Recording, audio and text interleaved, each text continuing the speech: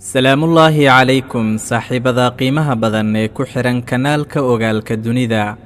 ugu horayn waxaan idinkaga mahadcelinayaa sida quruxda badan ead ii taageertaan ama aad u taageertaan kanaalka ogaalka dunida adinkoo ina siinaya dhiirigelin. dhab ahaantii maalmihii dambe kanaalka waxaa ku soo kordhayay dad aad u fara badan kuwaasi oo na jecel sidoo kalena innagu aan jecelnahay aan wax kala faa'iidaysanno. kommentiska ama faallooyinkan inoogu soo gudbiyey qoraallo qurux badan oo dhiirigelin ah.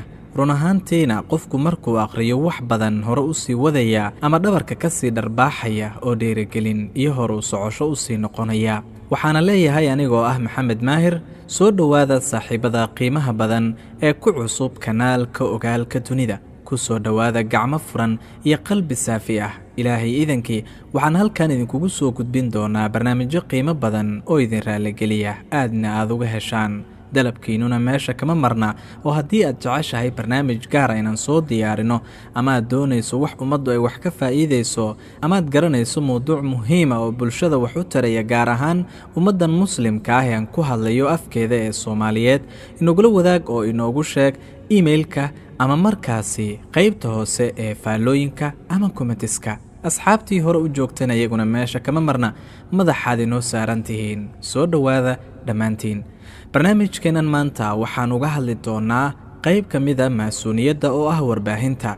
run ahaantii waxaa laga yaabaa dad badan inay isweydiiyaan waa maxay maasuuniyad. wax badan baad maqashay maasuuniyad, dad fara badanaa ka hadlay, balse haddii aan ku xasuusiyo in yar, maasuuniyaddu waa hay-ad iyo munadamad caalami ah oo qarsoon oo sir ah. waxaan leeyahay sir, haddana dadku say wax uga ogaadeen hadday sir tahay. yacni waa sir howlaha ay qorshaynayso, cid ogaan kartaana ma jirto, laakiin si guud waa loo yaqaanaa maasuuniyaddu waxa ay tahay. haddii aan kuu sii koobo amaan soo koobo warka oo aan faahfaahinta dheer kaa daayana, maasuuniyaddu waa jin iyo bini aadam xiriir leh oo hadafkoodu yahay maamulidda caalamka oo dhan. waxaad isweydiin kartaa su'aal, sidee jin iyo bini aadan xiriir u leeyihiin? maasuuniyadda jin ku jira? haa, ibliis ayay xiriir la leeyihiin oo wayba caabudaan. masiixu dajaal ama dajaal cawar iyo ibliiskaba waa midka ay caabudaan una degdegaan, dadka ku soo biirana ay naftooda ka iibiyaan. haddaba barnaamijkeenna haddaan u galno, waxaan uga hadli doonaa iclaamka ama warbaahinta ama meediyaha oo ah isha keliya ama cadowga ugu weyn ee maanta adduunka qasaya, wax badan isdabamarinaya, diinta islaamkana ah hadafka ugu weyn ay maanta warbaahintu beegsanayso ama ay markaasi u dan leedahay inay suuraddeeda xumayso si kalena ay u sawirto, iyadoo dadka raacsan islaamka lagu magacaabayo magacyo kala duwan, loona bixinayo oo loo yeelayo tilmaamo fool xun oo markaasi qofku markuu arkaba isla markiiba uu ka cararayo diintaasi iyo dadka aaminsanba. haddaba warbaahintu qaabab fara badan ayay ugu cayaaraan cuquusha iyo fikirka iyo maskaxda iyo caqliga iyo garaadka iyo garashada dadka, oo waxaa ka mid a heesaha la soo gudbiyo, filimaanta la matalo, musalsalada dhaadheer ee taxanaha ah ee la sameeyo, qoraallo badan oo la qoro, abab iyo ablikeeshinno iyo barnaamijyo la soo kordhiyo oo dadka lagu mashquuliyo, ha ahaato geemam cayaaro iyo wixii la mida. haddaba warbaahintaas iyadoo la adeegsanayo, waxaa jira dad maanta caan noqday oo maasuuniyaddu caan ka dhigtay kadib markii dadkaasi caanka ah ay naftooda ka iibiyeen ibliis ama shaydaan. haddaba qofka naftiisa ka iibinaya ibliis shuruudo fara badan ayaa lagu xiraa.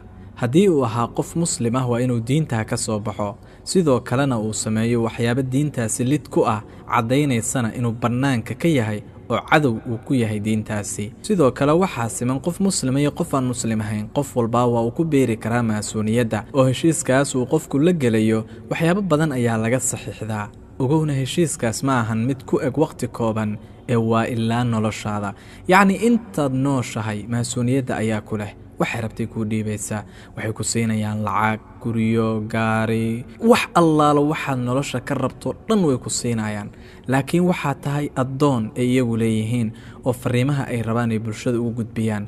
ogowna waxaa laga dhigayaa caan dhalay, yacni dunida oo dhan waa lagu barayaa, meel allaala meeshay rabta ahaato waa lagu gaarsiinayaa. wixii raba hala kaalmaysto, ayagaa yaqaan sirhay isticmaalaan, laakiin caan baa laga dhigayaa. haddaba maanta aan idiin soo gudbiyo qaar ka mid a dadka caanka aheed garanayso ee naftooda ka iibiyey ibliis. qofka ugu horeeya, Michael Jackson. maanta ma waxaa jira qof aan garanayn Michael Jackson? xitaa carruurtu waa ay garanaysaa.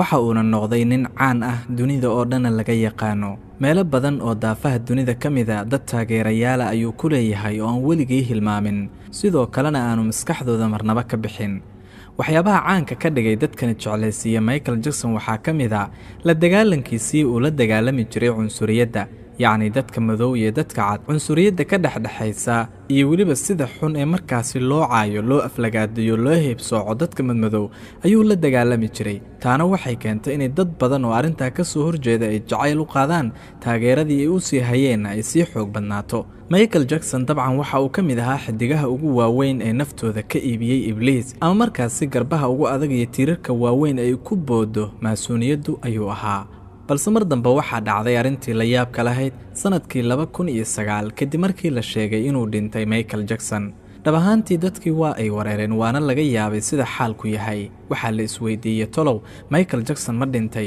weli ma nool yahay ma la afduubtay ma meel baa lagu xareystay halkee buu aaday sidee buu u dhintay yaa dilay yaa ka dambeeyey horraanba waxaa loo helay cod sir ah oo markaasi dhex maraya amay ku wada hadlayeen xoghayaha Michael Jackson iyo isla Michael Jackson naftiisa Michael Jackson waxa uu ku sheegay hadalkaasi ama wada hadalkaas dhex maraya isaga iyo xoghayihiisa in uu guumeysi ku jiro wuxuu leeyahay waxay isayeen wax walba caan bay iga dhigeen guriyo lacag wax walba raba way isayeen laakiin run ahaantii arrintu waa mu'aamaro iyo qorshe iyo dhibaato gaara oo lila maagan yahay waxaan adoon dhaama ma leh hadalkaasi wuxuu ahaa hadalkii uu Michael Jackson ku lahaa xoghayihiisa una sheegay dhab ahaantii uu la jeeday dabcan cid kale uu la jeeday ma jiran oo ka ahayn maasuuniyadda muddo kadib waxa uu sameeyay heeso uu markaasi uga hadlayay maasuuniyadda dadku maanay fahansanin sida xaalku u socday sida wax yihiin hadalladan uu sheegay maldahan ee markaasi tafsiir cad aan lahayn dadku way ka yaabanaayeen waa maxay tolow muxuu ula jeedaa laakiin geeridiisa kadib heesidii markii loo dhageystay waxaa la ogaaday inuu ka hadlayay maasuuniyadda uu ku sheegay inay tahay mu'aamarad iyo qorshe loo dhigay iyo inuu adoon yahay iyo in sidii raba laga samaysto oo wax micnaa noloshu isaga aanay u lahayn mar uu wareysi bixiyana wuxuu sheegay inuu afduuban yahay sidoo kalena nolosha xorriyadaanu ku haysan haddaba barnaamijyadaas codadka sirta ah iyo wareysiyadaas miyay ogaatay maasuuniyaddu dabcan haa way ogaatay muddo kadibna waxa ay bilowday inay suurad xumayso sumcadda iyo sharafta Michael Jackson ay dhulka la gasho oo la soo saaro waxyaabo badan oo suurad xumaynaya aadna u dilaya magaciisa muddo kadib waxaa soo baxday Michael Jackson inuu doonayo inuu soo galo diinta islaamka taana waxay ahayd darbaaxsho weyn oo ku dhacday maasuuniyadda sababtoo ah aslanba maasuuniyaddu waxa ay doonaysaa la dagaalanka dhammaan diimaha yacni wax allaala waxa diin sheegta oo ilaahay xiriir la leh ma ogola oo waxay rabtaa dadku inay noqdaan sida xayawaano iska nool oo kale zinaysta iska tunta waxay rabaan sameeyaan jidka isku dhexdhiga iyadoo jidka dhexdiisa la taagan waxay raba sameeyaan yacni xoolo caadi ah inay noqdaan oo kale ayay doonayaan arrintaasi marka wadna qabad iyo laf dhoon gashay ku noqotay Michael Jackson inuu galo diinta islaamka sababtoo ah maxaa dhacay haddii Michael Jackson islaamo waxaa dhacaysa in taageerayaashiisii dhan ay markaa maqlaan diinta islaamka baaraan dad badan oo gaalo aha ay markaa islaamaan sababtiisana ku islaamaan sababtoo ah way taageeraan way jecel yihiin marka ninkii ay jeclaayeen oo taageeri jireen haddii uu diinta islaamka galay dabcan ayaguna waxay diinta ku diidayaan ma jirto sidaa daraadeed markaa ay qorshahan bilowday maasuuniyaddu inay ka fikirto sidii ay u dili lahayd saaxadda dunidana uga qarin lahayd Michael Jackson ugu dambeynna waa la dilay iyadoo la sheegay in la siiyay daawo dheeraad ah oo xadkeedii dhaaftay intaa kadibna markii maxkamadda la tagay dhakhtarkiisi waa uu inkiray arrintaasi inuu wax shaqo uusan ku lahayn wuxuuna sheegay in Michael Jackson daawada isagu naftiisa qaatay isagoo ka raadinaya hurdo ama markaasi deganaan iyo xasilooni oo jawigiisu wuxuu ahaa buu yiri mid qasan aniguna wax shaqo kuma lahayn dilkiisana kama dambeyn halkaa ayuu ku dambeeyay ninkaasi iyadoo la sheegay markii ugu dambeysay inuu muslimay maasuuniyaddan uu cadow weyn ku ahaa si adagna uu uga soo horjeeday sidaa ayuu ku dhintay xidigii weynaa ee Michael Jackson qofka labaad haddii aan u gudubno waa kooxda magaceedu yahay 2NE1 ee markaasi Kuuriyaanka ah yacni waa group gabdha ah oo ka kooban 4 qofood waxayna ka soo jeedaan Kuuriyada Koonfureed markii ugu horeysay ay soo ifbaxeen waxaa markaasi arintooda gacanta ku haysay shirkadda la yiraahdo YG Entertainment soo muuqashadoodii ugu horeysana waxaa la sheegay inay ka ahayd oo shirkadaasi ay ka soo muuqdeen 2009 markaasi oo ay soo qaadeen hees magaceeda la yiraahdo Lollipop groupkan gabdhaha ah ee u dhashay Kuuriyada Koonfureed waxay ka mid yihiin dadka nafahooda ama naftooda ka iibiyay Ibliis si ay caan u noqdaan bulshada dhexdeedana ay uga muuqdaan oo waxa aad looga arki jiray ama looga arkaa ilaa haddadan kilibyada iyo muuqaalada ay soo duubaan calaamadaha maasuuniyadda oo mar walba si cad uga muuqdo oo aan xitaa gambasho lahayn. marmarka kamida waxay soo saareen album magaciisa la yiraahdo Crash. albumkaas waxaa ku jirtay hees gaar ah oo magaceedu ahaa MTBD, waxaana la sheegay in heestaasi backgroundkeeda iyo khalfiyadeeda dambe ay ku qorneyd aayad quraan ah. dhab ahaantiina ay uga dan lahaayeen suurad xumaynta islaamka, iyagoo weliba ku soo qaadanayay backgroundada heesahooda calaamadaha lagu yaqaano ama astaamaha ay leedahay maasuuniyaddu. si kastaba ha ahaatee gruubkaasi gabdhaha ah ee aan soo sheegnay waxay nafahooda ka iibiyeen Ibliis si ay markaasi u raaligeliyaan, ayaguna ay u helaan waxa ay doonayaan oo caannimo ah iyo in markaasi dadka dhexdooda ay caan ka noqdaan.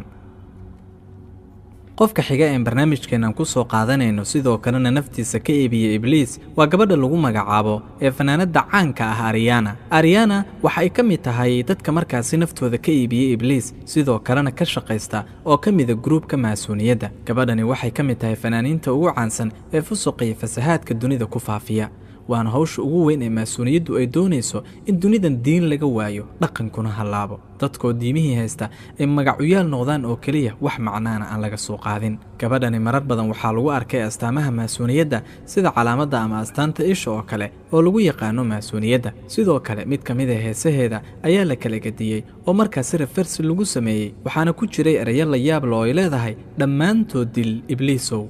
dil wiilkaasi lagu magacaabo Mark. balala dhageyso waa kan codkiye.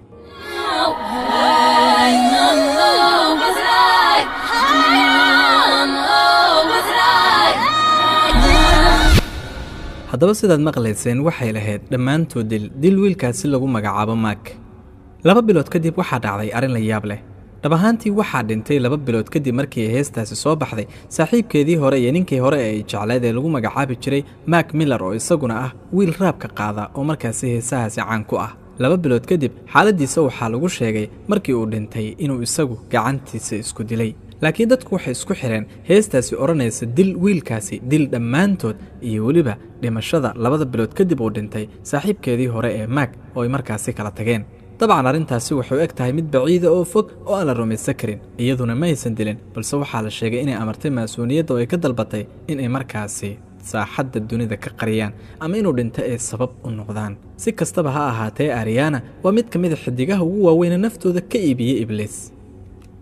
qofka xigeen barnaamijkeena ku soo qaadanayno waa Katy Perry. gabadhani si cad ayayba u sheegtay bulshada hortooda ayayna ka muujisay in markaasi ay nafteeda ka iibisay shaydaanka, iskaba dhaaf calaamadaha faraha badan iyo astaamaha iyo rumuusta ka soo muuqanaya muuqaaladeeda, heesaheeda, sawiradeeda iyo weliba dhammaan waxyaabaha baraha bulshada kula wadaagto dadka.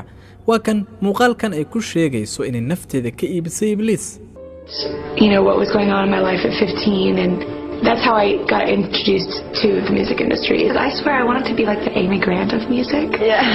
But it didn't work out, and so I sold my soul to the devil.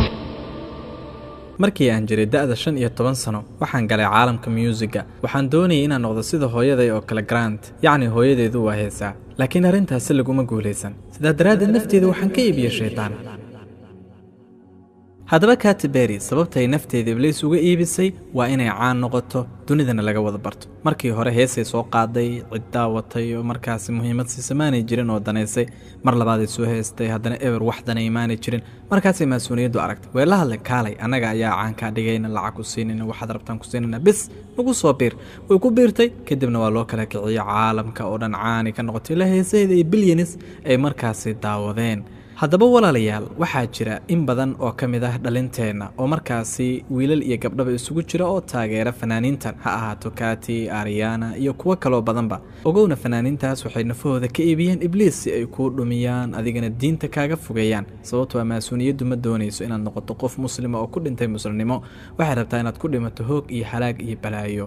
sidaa daraaddeed iska ilaali. sababta barnaamijkan uga diyaarinayna waxay tahay inaad iska ilaaliso, ogaato khatarta maasuuniyadda iyo sida ay adduunka qasayso iyo sidii u doonayso ummaddu inay dhumaan oo halaagsamaan oo markaasi jahannamo ay ku wada daataan. waana markaasi acwaanta iyo kaalmeeyayaasha shaydaanka oo hawshoodii dabcan qabsanaya. intaas ayaan ku koobaynaa barnaamijkeena. fi amaanillah, wassalaamu calaykum waraxmatullaahi wabarakaatuh.